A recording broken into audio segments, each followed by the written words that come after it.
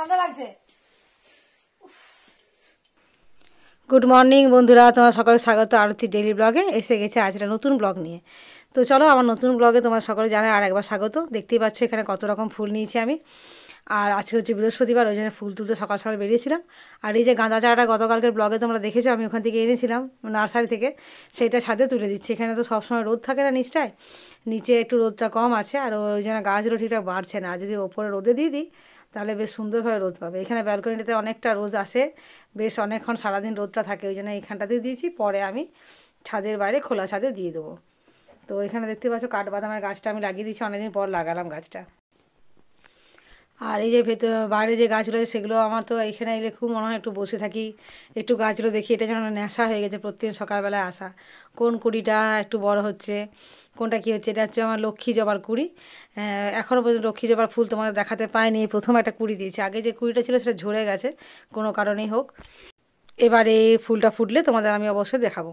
তো যাই হোক, চলো। তো পাশের বাড়ির ছাদে দেখো এরা আছে, এরা হচ্ছে আমার হাঁটতে যাওয়ার সাথী। তো ওখান থেকে হাই করছে ওরা। আর দেখতে পাচ্ছ খুব মজা করে, খুব কথা বলে। ওখান থেকে ছাদ থেকে কথা বলে শোনাও যায় এখানে। তো এরা হচ্ছে, আমি প্রত্যেকদিন হাঁটতে যাই, এদের সাথেই যাই। বেশ গল্প টল্প করতে করতে ঘোরা হয়, একটু হাঁটাও হয়, গল্পও হয়। আর এখন নার্সারিতে যাওয়ার ঝোঁকটা ওদেরও বেড়েছে, আমারও বেড়েছে। ও গাছ কিনে আমিও কিনে, একসাথেই যাই আমরা ওই জন্য।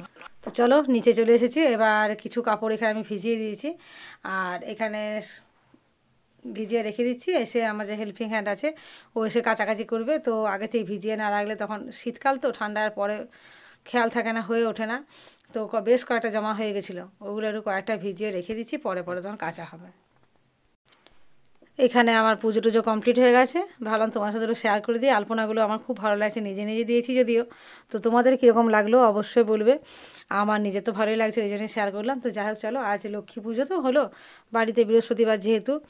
আর ঘরটা যখনই চেঞ্জ করা হয় সেদিন একটু অন্যরকম লাগে, মনে হয় যেন সিংহাসনে বেশ সুন্দর আলো হয়ে আছে। ঘরটা যেদিন পাল্টায় সেদিন খুব ভালো লাগে। তো যাই হোক, তোমাদের কীরকম লাগলো অবশ্যই কমেন্ট করবে। আশা করি তোমাদেরও এভাবে সাজিয়ে তোমরাও হয়তো পুজো করো। এখানে আলু পোস্তটা হয়ে গেছে। তো আমি চলে এসেছি রান্নাঘরে, রান্না অনেকটা এগিয়ে গেছে, টিফিনও করে নিয়েছি। তো কী কী রান্না আছে তোমাদের দেখিয়ে দিই।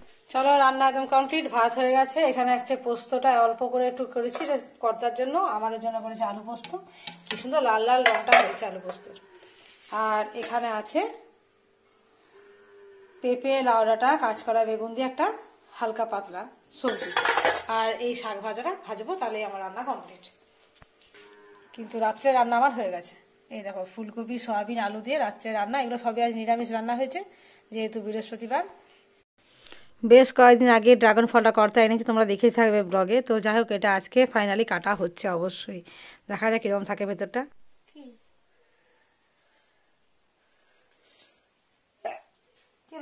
নাকি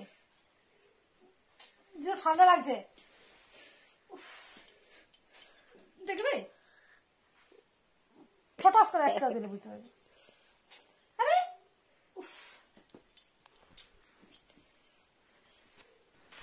ছেলে সারাদিন আমার পেছনে লেগে থাকে, এত খুনসুটি করে না, মানে তোমরা ধারণা করতে পারো না কি সারাদিন করে আমার সাথে।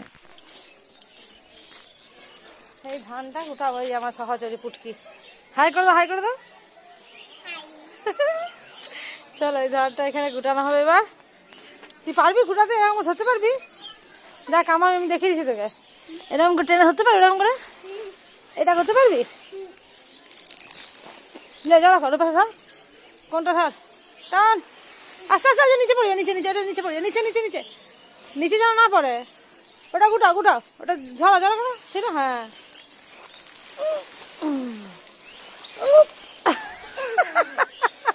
বাস রেখে দাও।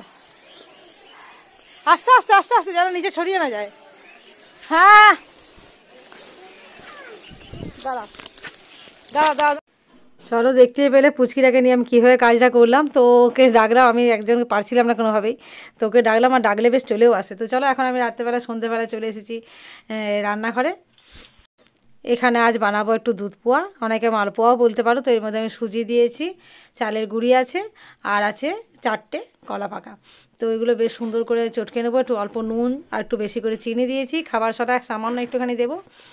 আর এভাবে বেশ সুন্দর করে এটাকে চটকে চটকে মেখে নিতে হবে। আর যেহেতু দুধ পোয়া, ওই জন্য এর মধ্যে আর জল যাবে না, এর মধ্যে আমি দুধ দেবো এর সাথে। তো যাই হোক, তোমরা হয়তো অন্যরকমভাবে করে থাকতে পারো, আমি অতটা পিঠা ঠিক এক্সপার্ট নই। তো মোটামুটি কাজ চলা একটু ছেলেদের দেবার জন্য মোটামুটি ঠিকঠাক করে নিতে পারি আর কি।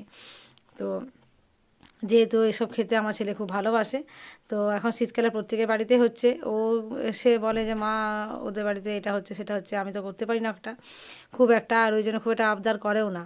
তো যাই হোক, আমি আজ ভাবলাম যেটা করি, এর আগের দিন একদিন করেছিলাম, তো সেদিনকারটা মোটামুটি হয়েছিল। আজকে দেখা যাক কীরকম কী হচ্ছে, তো চেষ্টা করছি করার। এটা বেশ সুন্দর করে মাখা হয়ে গেছে, একটু কলাটা বেশ চটকে চটকে মোলায়েম করে মাখতে হবে। আর যেহেতু সুজি দেওয়া আছে আর চিনির দানাটা খুব মোটা ছিল, ওই জন্য এটাকে আমি মিনিট 10-এর জন্য রেস্টে রেখে দেবো। এটা খুব সুন্দরভাবে হয়েছে। এটা অনেকটা পাতলা, একটু পাতলা হবে, কেননা চিনিটা আর সুজিটা ভিজবে, তো পরে প্রয়োজন হলে আমি দুধ বা জল একটুখানি অ্যাড করব। আমি এদিকে গান করছি, আমাদের যে মাটির ঘরটা আছে, ঠাকুর ঘরের বারান্দায় বসে। আর ছেলে চাইছিল আমার সাথে প্র্যাঙ্ক করার জন্য। আমি এর বিন্দুমাত্র জানি না ও আমাকে ভয় খাবে। আমি একটু ভীতু টাইপের বলে, দেখতে পাচ্ছ এই যে লোহা মানে কী বলে স্টিলের একটা মার্বেল নিয়েছে, এটা নাকি ছুঁড়ে আমাকে ভয় খাওয়াবে। তো এটা ওরই কাণ্ড। আমি এখন এটা এডিটিং করার সময় দেখলাম যে এটা করেছে। তখন আমার লক্ষ্য হলো এডিটিং করতে করতে যে এটা আমার সাথে প্র্যাঙ্ক করছিল। তো যাই হোক, আমাকে ভয় খাওয়াতে পারিনি, আমি একটুও চমকে যাইনি। আমি যেহেতু গানের মধ্যে খুব একটা ডুবেছিলাম আর কি। পিঠে করাটা তোমাদের সাথে শেয়ার করা হয়নি, কেননা আমি চলে গেছিলাম গান করতে পিঠে করার পরেই, ব্লগ করা হয়নি। তো পিঠেগুলো খুব সুন্দর তুলতুলে হয়েছিল, আর অনেকগুলো শেষ হয়ে গেছে, মাত্র কটা আছে। তো চলো আজকের ব্লগটা এখানে শেষ করছি। কীরকম লাগছে অবশ্যই কমেন্ট করতে ভুলো না।